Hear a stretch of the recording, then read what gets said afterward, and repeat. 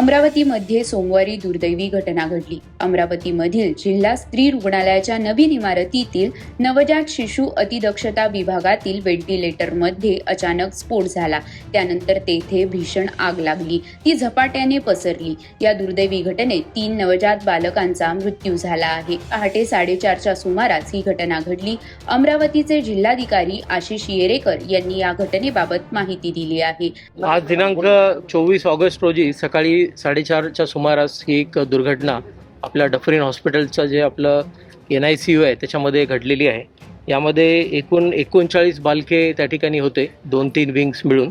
त्यामध्ये 3 बालकांचा या सर्व आगीच्या दरम्यान आणि जे धूर त्याच्या पश्चात झाला आगीच्या त्याच्यामध्ये मृत्यू झाला आहे आणि 36 बालकांना आपल्याला तिथून रेस्क्यू करण्यामध्ये त्या ठिकाणी यश आलं। त्यामध्ये जे 36 बालक आहेत ते आता वेगवेगळ्या आपण हॉस्पिटलमध्ये रेफर केलेले आहेत। त्यामध्ये PDMCमध्ये 11 मुले आपले सध्या त्या ठिकाणी ॲडमिट आहेत। सुपर स्पेशालिटी हॉस्पिटलमध्ये 5 आहेत, मुरके हॉस्पिटल येथे 8, होप हॉस्पिटल येथे 6, पारिजात हॉस्पिटल येथे 2 आणि 4 बालकांना आपण त्यांच्या मातांसोबतच त्या ठिकाणी ठेवलेलं आहे।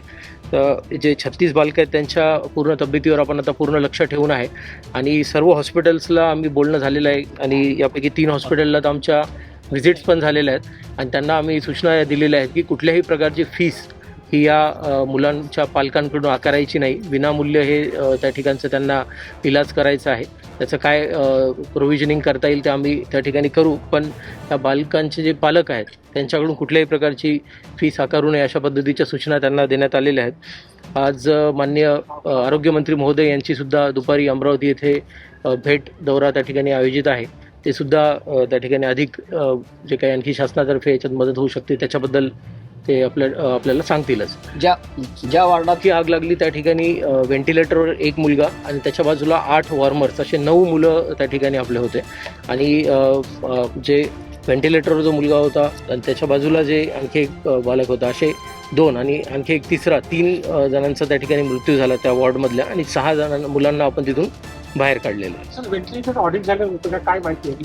मी आता तेच डॉक्युमेंट्स चेक करत होतो, तर त्याचे जे वेगवेगळे पॅरामीटर आहेत, काही समजा वॉर्मर्स असतात तर त्याची कॅलिब्रेशनची डेट आहे, तर ते सगळं त्या ठिकाणी झालेलं आहे। फक्त याच्यामध्ये आता ती जी कंपनी आहे शिलर कंपनी, याचा जो पुरवठा आपल्याला झाला होता पुरवठादारकाला पण नागपूरहून आम्ही बोलवलेलं आहे। त्यांनी पण त्याचं जो इक्विपमेंट आहे त्याचं एक प्रकारचं ॲनालिसिस करावं, कारण असंच एक घटना 2023मध्ये पण इथे रिपोर्ट झालेली आहे। त्यामुळं वारंवार जर असं होतं आहे आणि इक्विपमेंटमध्ये काही त्या ठिकाणी फॉल्ट आहे का हे चेक करण्यासाठी आम्ही त्यांनाही बोलवलेलं आहे।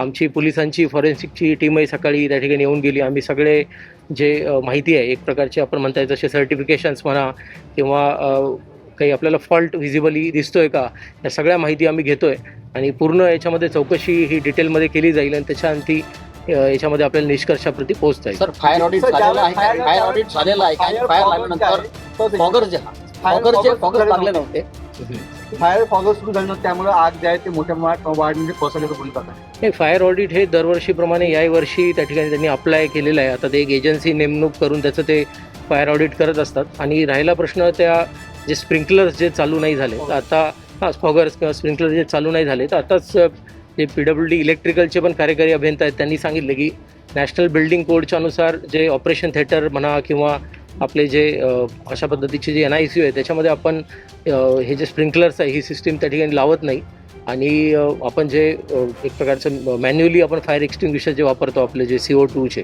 तेच आपण त्या ठिकाणी वापरत असतो असं त्यांचंही हे आहे। पण ज्या अर्थी आता आपण तिथे सिस्टीम लावलेली होती आणि ती योग्य वेळेत काम नाही केली तर त्याची पण आपण चौकशी त्या ठिकाणी करणार आहे। पण ही वस्तुस्थिती आहे की ते स्प्रिंकलर सिस्टीम काम नाही केलं। पीडित कुटुंबाला काही मदत मिळणार? मी तेच आपल्याला सांगितलं। माननीय आरोग्यमंत्री महोदय यांचा दुपारी आता दौरा आहे, मी माननीय पालकमंत्री महोदयांशी पण बोललो, त्यांना पण या सगळ्या बाबतीमध्ये ब्रीफिंग दिलेली आहे आणि आता मी एवढं निश्चित सांगतो की जे बालक आपण वेगळ्या हॉस्पिटलमध्ये शिफ्ट केले त्यांना कुठल्याही प्रकारचं जे चार्ज हे ते हॉस्पिटल करणार नाही, त्याच्याबद्दल मी आता अधिकृतपणे आपल्याला सांगतोय आणि जे शासनाकडून जी मदत मिळणार आहे त्याच्याबद्दलची जे भाष्य आहे ते माननीय आरोग्यमंत्री महोदय दुपारी त्यांच्या व्हिजिटमध्ये करतील।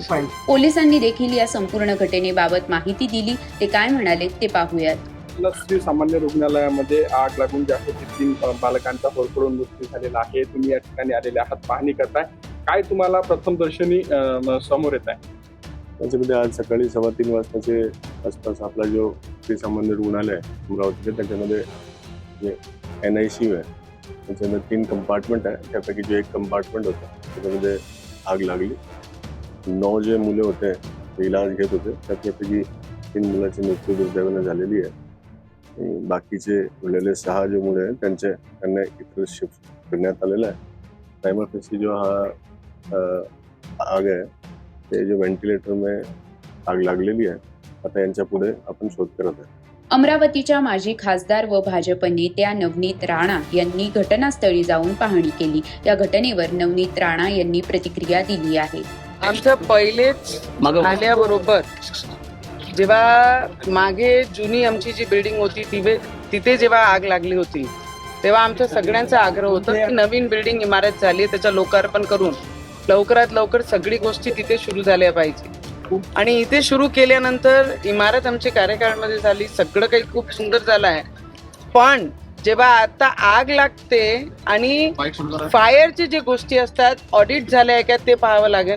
आणि जे स्प्रिंकलर आहे ते का सुरू नाही झाले, कारण आता आपण सगळे पत्रकार सोबत आतमध्ये उभे होतो तर तेव्हा तो 1-1, 2-2 स्प्रिंकलर सुरू होते. त्याची ऑडिट कोण करताय, त्याला मॅनेज कोण करताय आणि का सुरू नाही झाले आणि सिलेंडर आतमध्ये असल्यानंतर ते कसा ब्लास्ट होते ते सगळी गोष्टीची इन्क्वायरी करणं आहे. आणि मी स्वतः मंत्री महोदयशी बोलणार आहे, रवीजी मंत्री महोदयशी बोलले आहे आणि याची इन्क्वायरी 100% होणार आहे. जेही कोणी दोषी असेल त्याच्यावर कडक पद्धतीने कारवाई नक्की होईल.